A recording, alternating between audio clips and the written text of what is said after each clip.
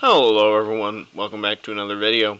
Today we are looking at my final prediction for the 2022 midterms when it comes to the House of Representatives. That is right, we are looking at all of the House elections today based off of the 2022 competitive map. That is the seats that are actually considered to be below a safe margin, so the ones on screen are all going to be above 10 points. Please note, I am going to be releasing a bunch more videos in the coming week leading up to Election Day. I believe on Tuesday I'm going to be doing a Senate and governor election prediction, so stay tuned for that. I'm also going to be uploading an entire House election night, which means literally all of the House seats being announced like they would be on election night. I know it's crazy. It's probably going to be like an hour-long video. I'm not even kidding. It's going to be like watching a whole big long movie. It's going to be insane. But I took a lot of effort to make it, so please watch that when it comes out. Like, please do it. And then I'm also going to be doing a Senate and governor election night as well. My final updated version. So, this is the beginning of my videos, and then depending on whether or not Georgia goes to a runoff, I may do a Georgia runoff video following the midterm elections, but we will have to see about that. So anyway, looking at this, we are going to start off by filling in Alaska, and of course we have to get our color palette up. Alaska is going to lean D. I think even likely D. I mean, it's really not the kind of state that you would see being like a likely D state. But like Peltola outperformed polling slightly in the special election, and I think it's very possible that she wins it by over 5 points. I even have her doing that on my election night video, but I'm not going to spoil that, so I will shut up about that. In Arizona, this is pretty easy. David Schweikert has scandals. I don't know much about him, but I do know he has scandals, and that's why it's not going to be likely. It's 1.5 seat for Biden. It's not like he's in too much danger there. Tom O'Halloran is losing by likely, if not even by double digits. This could be the Minnesota's 7th, I believe. Minnesota's 7th of 2022. Like, he could seriously lose by double digits. I think people are seriously overrating him by saying this is only a lean flip. I think it's going to be likely. Greg Stanton probably wins by lean. There's going to be enough shift in the national environment to move this district to the right some. Ann Kirkpatrick's seat probably goes likely. Republican by like 5 points, and that is all we have to say about that. We go to California now. California's 3rd is going to be at least likely, if not safe. Josh Harder's seat probably going to be, probably lean to likely. RCP moved it to a toss-up, but I don't go off of RCP's consensus in general. I think I'm going to keep it likely. CA's 13. People are saying that this district is becoming more of a toss-up, but I think it probably is still lean at the end of the day. California, I don't think is going to be the Republicans' best shot to really pick up seats this cycle. David Valadao is losing. He doesn't have the Trump base behind him. I know he's an overperformer. I get it. He's in a seat that voted for Biden by 13, however. He just does not have what it takes at this point. He does not have the party unity to be able to pull off a win there. Raul Ruiz, that should be safe. I don't know why that's likely. It could be likely, but I'm not really counting on it. Julia Brownlee probably be likely, if not safe. Oh, who am I kidding? It's Biden plus 20.4. I mean, come on. Mike Garcia probably wins by tilt margin, if not we'll put it as tilt, if not by a lean margin. Young Kim, probably likely. Ken Calvert, probably likely. Michelle Steele, probably lean. Uh, Michelle Steele's opponent is very, very weak. I will say that. She's a it's a weak opponent who has ties to the Chinese Communist Party, I believe. So I don't think that's a very good choice of opponent, but she's not in any real danger. Katie Porter's seat probably lean. Mike Levin, people have been saying that there are scandals coming out about the seat, so I will move it to tilt because Levin seems to be in more danger these days, but I still think he probably has an advantage to win. However, it really could be a flip by the end of the day. I'm not ruling that out. Lauren Boebert's seat, I'm sorry, it's 8.4 for Trump in a red wave year. It's not likely. Even if it's just barely above 10 points, I do not see that going by any less than 10. Ed Perlmutter's seat, polling has been showing, Democratic internals have been showing the seat within like a couple of points. If we go down here to the polling,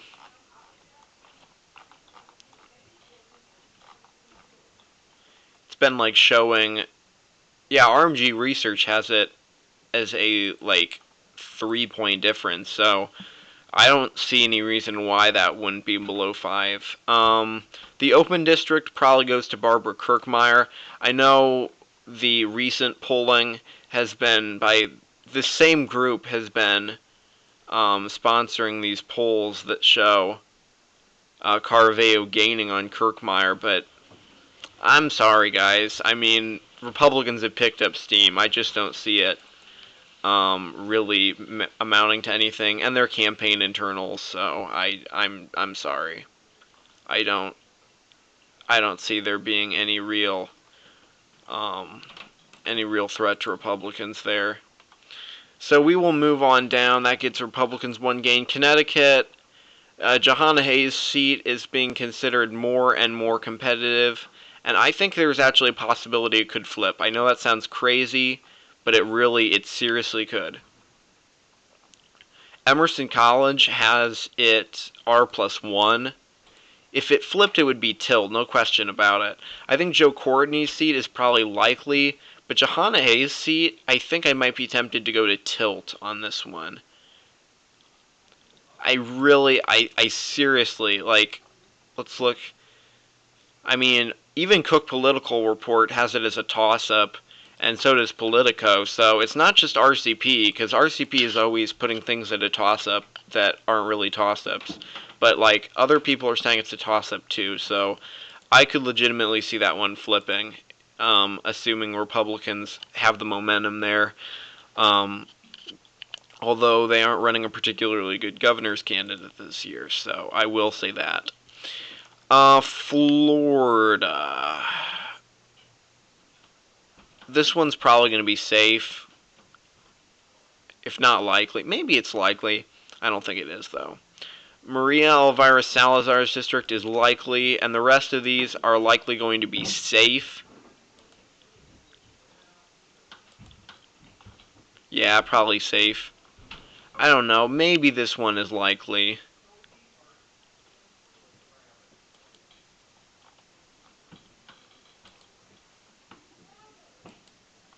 Georgia's second, probably lean. There's been talk of that district being really close. We look down here. Polling has this at like 3 to 4 point win for Sanford Bishop. I could see it barely being below that margin, but I don't see it flipping really. Let's go to Illinois and look at Illinois. Sean Casten probably wins by lean or likely. We'll say likely for right now. Bill Foster probably likely if not safe. Nikki Budzinski probably wins. Lauren Underwood probably wins as well. Cherry Bustos' seat, though, I will say is probably a barely narrow flip. I think Esther Joy King, she ran before for the seat. I think she has recognition. And I think it's the type of year that she would be able to pull off a win. Not sure how long she'll be there, though. Jennifer Ruth Green in Indiana's 1st district has such good fundraising. I'm not even kidding. She has the best fundraising. So I will just put that as tilt, but really, who knows? I might actually change that. Iowa. Iowa's pretty easy. Ashley Hinson, Marionette Miller Meeks both win by likely. Sydney Axney loses by a lean margin. Those are going to be pretty easy flips. Let's go down to Kansas. I still think Sharice Davids barely loses, but it's a left trending district, but it's only a Biden plus 4.5 seat. Let's go to Kansas very briefly.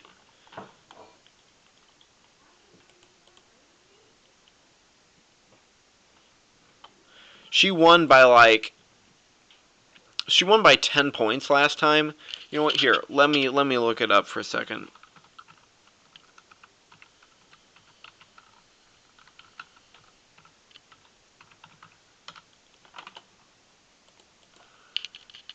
Because I actually don't know this. Off the top of my head. So, it looks like, yeah, it did become a more Republican seat. I think it flips. But Sharice Davids is a strong incumbent. I will give her that. Maine, Jared Golden is winning, if just by a tilt margin. He's running off of abortion at this point, which I've heard from more right-leaning people isn't going to work. But gosh darn it, the guy just has an appeal that, to this day, I will never understand how he wins there. But he does.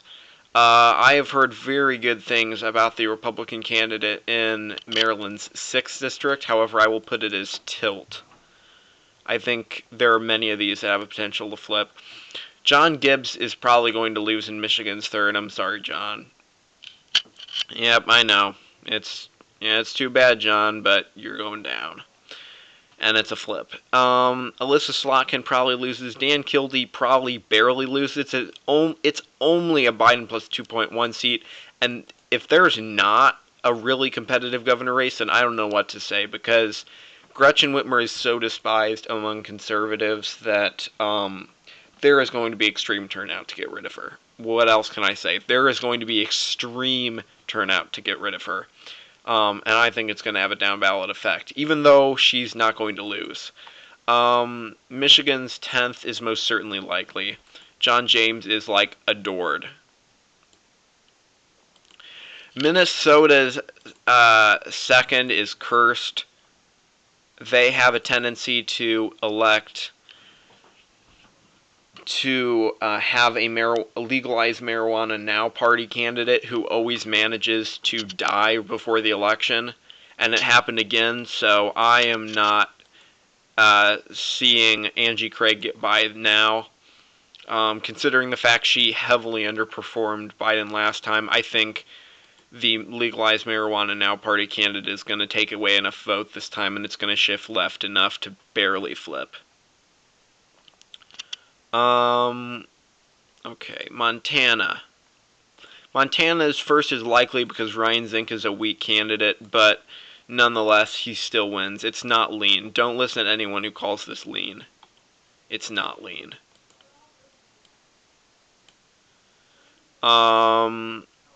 Nebraska, probably likely also. Don Bacon is such an electoral juggernaut. His margin of victory only increases as years go on, so I think it's likely.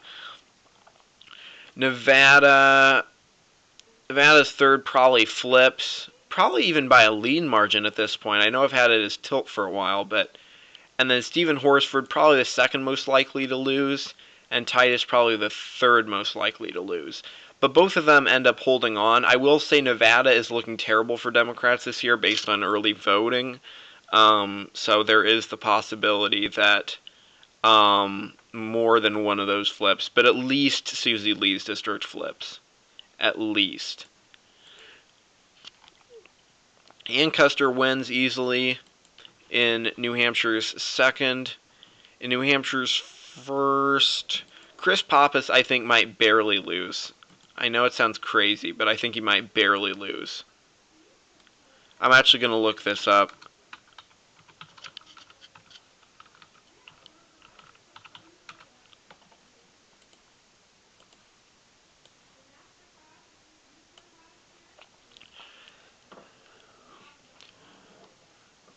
Yeah, Pappas underperformed slightly last time, so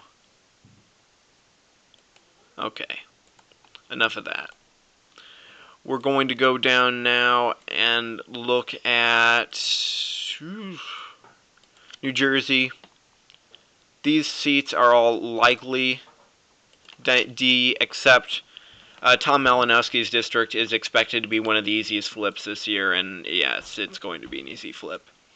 New Mexico, Yvette Harrell still wins. Melanie Stansberry, probably likely. Teresa Leger Fernandez. I could see this even being lean. In fact, considering the competitiveness of the governor's race, I just might do that. I just might. Okay. New York. New York. Lee Zeldin's district. This one's likely. Because Lee Zeldin's going to do great here in the governor's race. I'm telling you, it's going to happen. Andrew Garbarino's district, probably safe, if not likely. We'll have it as likely for right now. Thomas Suozzi. Probably still lean. It's an 8.5 Biden seat. It's a little bit of a stretch to assume that could flip. Kathleen Rice's district. Somehow this district has gotten to be really competitive. I'm not sure how. Even though it's a Biden plus 14.8 seat, it ended up working like that. So it's actually lean instead of likely. Nicole Malliotakis probably wins by safe. I'll be completely honest with that. Sean Patrick Maloney and Pat Ryan are going to barely hold on, okay? It's going to be close. It's going to be close. I think if Lee Zeldin ends up getting the race to like a 6-point margin for Hochul, which some polling has shown is possible, I think both of them could really go down. I think it's possible, but I'm not going to say that right now because that seems like a bit too bold of a claim to make. Pat Ryan, Mark Molinaro probably wins over Josh Riley.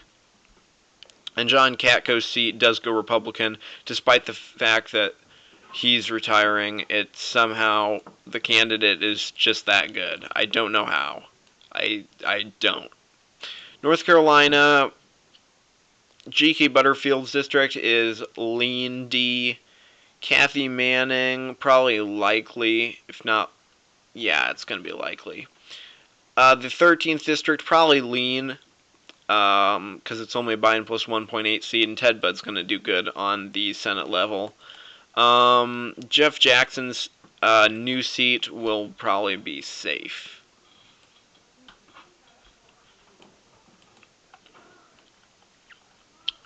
Republicans have the majority by now, by the way. Steve Chabot barely pulls it off. Okay? He barely pulls it off. He's probably going to lose in 2024, I'll be honest. But he probably barely pulls it off just due to being an incumbent. Marcy Kaptur's seat, this is probably what would be considered a hot take. Marcy Kaptur is still losing. Okay? She's still losing. I get J.R. Majewski has his problems. I get it, okay? I get the dude is, like, everybody thinks he's a liar, okay? I get that. But it doesn't matter. This is a Trump plus 2.8 seat during an R plus like 4-5 year. I mean, how is candidate quality going to really destroy Majewski's chances here? I'm telling you guys, I know everybody says it's lean D at this point, but it's not. It's a flip, okay? You can literally take this video, save this clip, and then post it later if I end up being wrong. But I'm telling you, it's not going to be wrong, okay? If it's wrong, then Republicans are seriously in trouble if they want to gain the House. Because this seat should be the easiest flip by far. It should be such an easy flip. There should not be any issue. Even if Majewski only wins it by 1 point, which I think he will, I think it's only going to be a 1 point margin just because of Majewski's weakness as a candidate, meaning he underperforms the environment and Trump. But it doesn't matter. It's still going to be a flip. Anthony Gonzalez district, probably lean. Or Tim Ryan's district. I'm still confused whose district that is. Shows what redistricting does to you. I have more hot takes here. Peter DeFazio's district, probably lean. Kurt Schrader's district does flip, however, very narrowly. By like a point to Lori Chavez-DeRemer. The new district in the 6th, this is my hot take. I think this district does flip at the end of the day. I know they drew it to be a Democratic-leaning district and a relatively safe district, but it's going to flip because the Democrat is running on abortion, the Republican's running on the economy, and in general, literally, I will go to the page. I'm sorry. Some of these races I'm just too passionate about. I will go to the page. I know it's a Biden plus 13 seat, but look at this. Somehow, literally more than half, like even Cook, Inside Elections, Politico, like they all consider it, and everybody else considers it lean D. And look, like Democratic internals from the Salinas campaign only have her up by 1. I mean, Mike Erickson is somehow doing this. I don't know how, but I guess he's just resonating with people. I don't know how else to say it. Call me biased if you want. I don't care. Brian Fitzpatrick's seat. Probably safe, if not... He's like a moderate that like everybody likes for whatever reason. He's probably going to win by likely to safe. Chrissy Houlihan's district, probably likely. Susan Wild's district flips. So does Matt Cartwright's, if only by a very narrow margin, just because Matt Cartwright somehow always gets crossover support, even though he's really not a moderate. But that's another story. Mike Doyle's seat, it's a Biden plus 20.1. I get it, okay? The Republican nominee is named Mike Doyle as well, okay? So maybe some people actually end up voting for him just because they think the real Mike Doyle is running. But, I mean, I'm sorry. It's probably still 10 points. I don't care. I'm sorry. I don't see it doing that. Maybe I'm a bit biased. I didn't have this as competitive in my House race slides, so maybe that's why I'm doing that. Connor Lamb's seat probably very narrowly flips. Ever so narrowly flips. Just based off of the national environment alone. Rhode Island's 2nd. That one is most certainly going to flip. Alan Fung is doing terrific in polling. Don't ask me how, but he is. Tennessee's 5th. Stop saying this is likely. It's safe. It's like an R plus 9 seat according to the PVI. Stop saying that. Texas's 15th. Going to flip by like a likely margin, okay? It's seriously going to flip. Henry Cuellar, this is going to be another hot take. I think he could actually lose this one. I truly do. I think that I've heard that he's running as a progressive these days, and running as a progressive is not going to resonate with Latinos. I think Latinos shifted so heavily to the right in this region that we're going to get a whole bunch of surprise flips in this region. I know, like, Texas's 15th is already really Republican leaning now. But they're guaranteed to flip. But I think Henry Cuellar is going to be the surprise. I think he probably barely goes down. Cassidy Garcia seems to be an all-right candidate. And then Mayra Flores, I used to have her losing, but now she's actually winning because of the fact that Vicente Gonzalez's campaign basically lost its momentum. They're losing steam. They went down. They're just not in good shape. Jennifer Wexton probably wins by likely. Abigail Spanberger probably barely wins, and Elaine Luria loses.